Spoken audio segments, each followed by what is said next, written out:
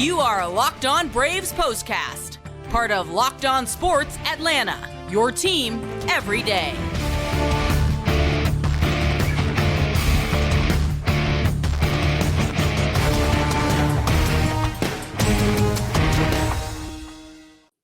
Hello and welcome into the Braves POSTCAST, part of the all-new Locked On Sports Atlanta. Grant McAuley, Jake Mastroianni with you after what was one heck of a performance in Washington, D.C. A heck of a day for the Atlanta Braves overall, but Bryce Elder took center stage, firing a complete game, 9-inning shutout at the Washington Nationals as the Braves picked up an 8-0 win, picked up a half a game in the standings, and capped off what was a day I don't think any of them are going to forget anytime soon. Of course, there's some big business to be attended to, but I think everybody was probably enjoying this Monday in our nation's capital. We'll talk all about it, this game, Bryce Elder's performance, and, of course, the rest of the series. Get you set up for that with, of course, an eye on what's happening a little bit later this week. Before we do any of that, though, I want to remind you to subscribe to Locked On Sports Atlanta here on YouTube and Locked On Braves wherever you get your podcasts.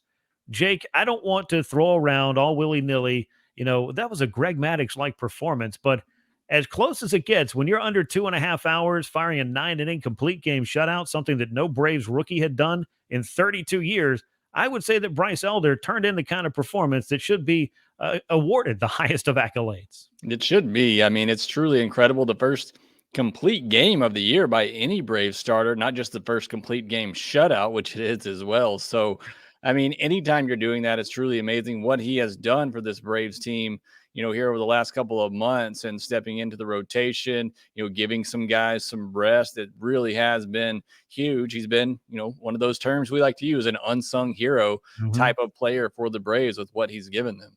Well, songs are going to be written if he keeps pitching like this. It's going to be something titled maybe The Bearded Wonder, because since he's come back from AAA Gwinnett after his early season run with the Braves, where there were some flashes of maybe what was going to be a useful starting pitcher, but somebody that still had to iron out some command issues, I think. He went to Gwinnett. He handled that. He's been tapped by the Braves to make 4 late season starts to help them in doubleheaders, to reset the rotation. And right now, because they need somebody to help them with Spencer Strider down for the remainder of the regular season, all this guy has done is go out and pitch tremendous baseball. 27 2/3 innings across his 4 starts, a 0.65 ERA, 8 walks against 28 strikeouts in just under 28 innings. Tremendous work by Bryce Elder, and none better than his outing on this night. Game number 154 for the Braves, opener of the 3-game set up in Washington. Braves open their day at the White House celebrating the 2021 World Series. They close out their day with their 96th win against 58 losses, 8 runs, 6 hits, no errors, 3 men left aboard. Nationals dropped to 53-100. That's right. They have hit the century mark in losses. Shut out by Bryce Elder on 6 hits.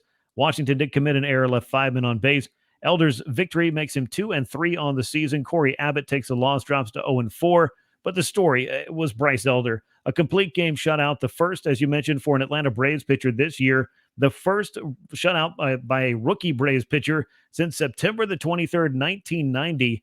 Paul Marek. And I don't think a lot of people know a lot about Paul Marek because he did not pitch for a very long time in Atlanta. In fact, 90 was the only time that he pitched in the big leagues for the Braves, and that shutout was his only win as well. So you talk about really dialing one up. Bryce Elder is going to be the answer to a few trivia questions. First complete game of 9 innings anyway by a Braves rookie since way back in 2003 when Horacio Ramirez did it. But, you know, there's crazy stats, there's trivia, there's all kinds of things to look back on. But, Jake, what I saw from Bryce Elder was the fact that this is a kid that has really figured out who he is and what works for him, and he is using it to great effect here in the months of August and September, right down the stretch when the Braves need him most.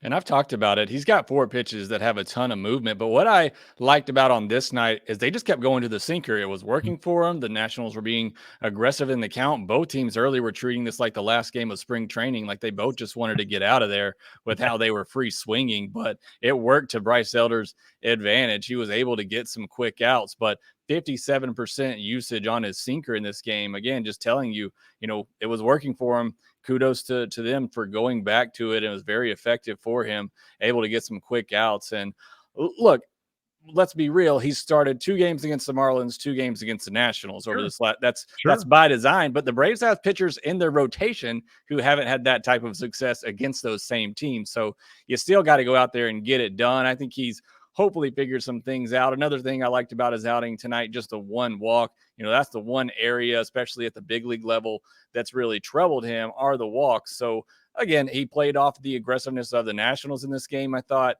didn't get behind in the counts a lot, didn't have many deep counts at all. So, and that led to, 6 strikeouts. We're used to seeing him, get some more punch outs than that. But again, attacking the zone, giving what the Nationals hitters were giving him, had some good defense behind him as well. A couple of good plays by Riley. One play that Riley probably wish he has back was a tough play, but Joey Meneses continues to get on base against the Braves for some reason. But, again, some good defense behind him. So, this is exactly the start the Braves needed right now after an extra inning game yesterday. Save the bullpen, continues to be big in the rotation, like we said, giving some guys some breaks, and we'll see what happens. I mean, he could technically start this week against the Mets. The Braves could technically skip him this weekend against the Mets. It'll be interesting to see what they do with him. But either way, I think he's going to get, obviously, another start, deservedly so.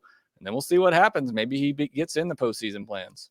Well, we know what's going to go on in that Mets series. They have managed to finagle it with Kyle Mueller coming up to pitch and Jake Odorizzi getting another start to be able to push Max Fried, Kyle Wright, and Charlie Morton into those 3 games against New York. And I think with Spencer Strider out, at this point, you had to go with the 3 horses the best. But that's nothing to say that Bryce Elder could not go out and give the Braves a competitive outing against just about anybody. And the difference between him the first time and this second time, in terms of his call-ups, have been, he had a start where he walked 6 batters. He's had 4 starts since he come back, and he's walked 8 batters total. So you talk about dialing it in. Bryce Elder has most certainly done that. He was the big story on this night. Also, I went back and looked at Paul Merrick's baseball reference page. He made 7 starts for the Braves in 1990, never pitched in the big leagues again. So his complete game shutout for Atlanta on September 23rd, 1990 was the only win he ever had as a big league pitcher. Let's hope that Bryce Elder is going to be making many more starts for this Atlanta Braves club, picking up many more wins, perhaps throwing a few more shutouts along the way. But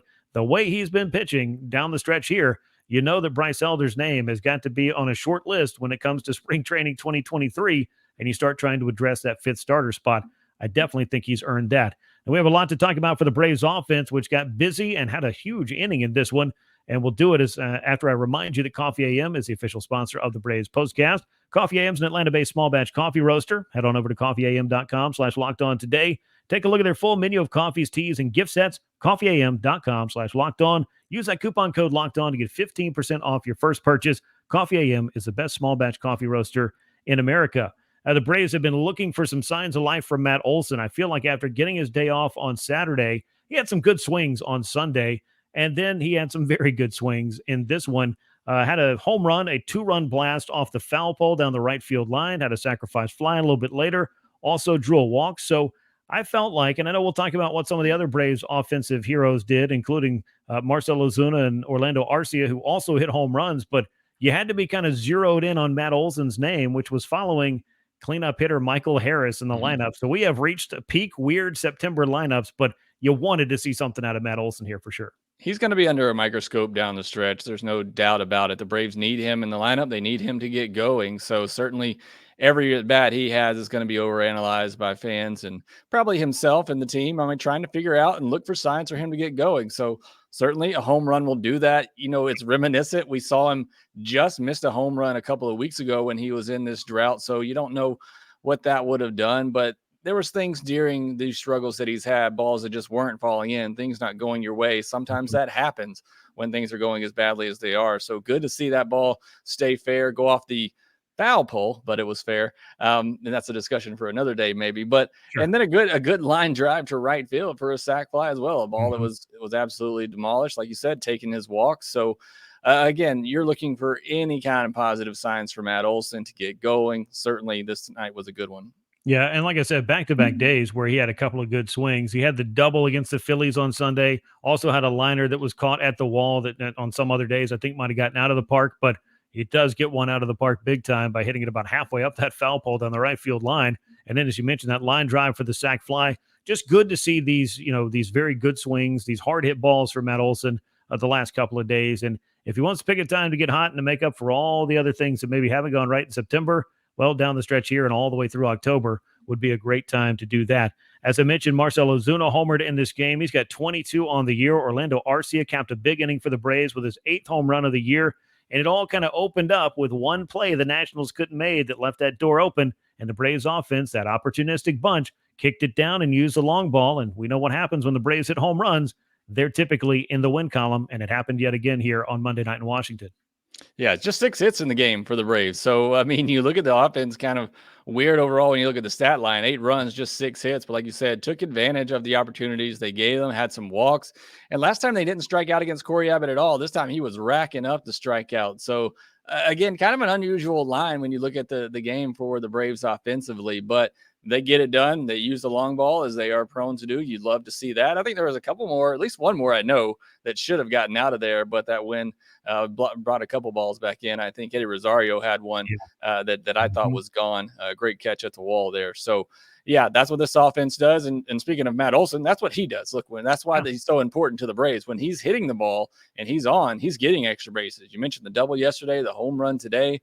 That's exactly what he brings to this team. So, we know it. This team's not built to necessarily manufacture runs. I think they can do that when Ronald and Michael Harris are in the lineup more often with their speed. But this is a team that's built on taking advantage of what a team gives them, leaving the park, 2-run homers, 3-run homers, packing up the runs, and that's exactly what they were able to do on Monday to get the win. Yeah, they were. Matt Olson now 95 runs batted in. He broke a 3-way tie himself. Dansby Swanson, Austin Riley all entered the day with the lead in RBI for the club. And it's crazy to say that a guy, I mean, we've seen this September, so it's, we understand what's going on here, but you can have a down year, air quotes, and get 70 extra base hits, lead your club in RBI and have a chance for the century mark there, 30 plus homers, 40 plus doubles. I mean, that's a pretty good season by the old metrics of having the big slugging first baseman that can do some stuff for you. It's just been the peaks and valleys, the streakiness for Matt Olson that I'm sure is something he would like to have, a little bit less of the highs and lows throughout the course of a season, but he has made some contributions to this club. There's no two ways about that.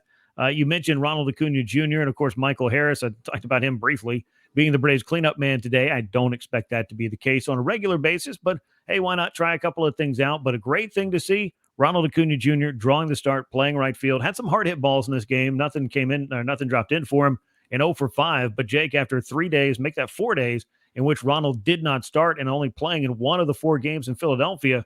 Great to see and a good sign that Ronald's starting in right field again. Yeah, making a great catch. This was my point on the podcast today is, yes, I want Ronald in there for his bat, but more so, maybe not more so, but I want him in there for his defense as well. What he brings out there with his arm, almost threw out a runner at third base. He had no business throwing that ball there, but he almost got the guy.